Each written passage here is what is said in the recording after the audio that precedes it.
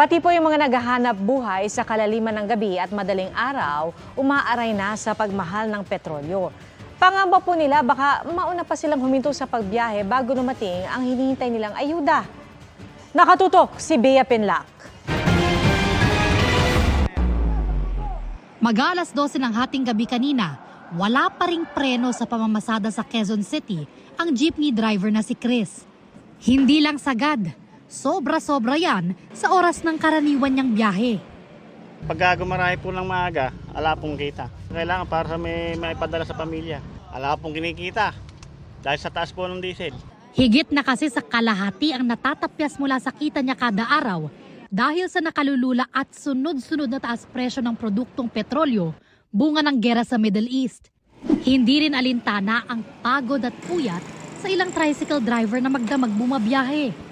Siyempre, habang tumataas yung gasolina, bumababa yung kita namin. Eh yung pasahe, hindi naman tumataas. Pag nagpahinga ka, wala kang kikita. Isa na namang taas presyo sa produktong petrolyo ang inaasahan sa susunod na linggo. Daing ng ilang tsuper, hindi pa dumadaan sa palad nilang pangakong ayuda ng gobyerno. Pero baka maunahan pa raw ito ng pagkalas nila sa pamamasada kapag nagtuloy-tuloy pa ang pag-alagwa ng presyo ng petrolyo. Baka hindi na kami bumiyahe, baka umuwi na lang ng probinsya. Kasi po sa may kwan lang po makauwi, sa may boundary lang saka sa diesel. Maghahanap na lang po siguro ng ibang pagkakakitaan. Pati mga maliliit na negosyo gaya ng karinderyang ito, apektado. Hinahatak kasi pataas ng mahal na langis ang presyo ng iba pang mga bilihin gaya ng pagkain.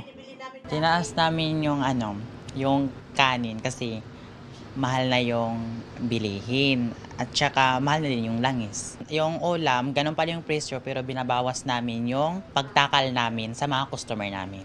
Para sa GMA Integrated News, Bea Pinlac, nakatutok 24 oras.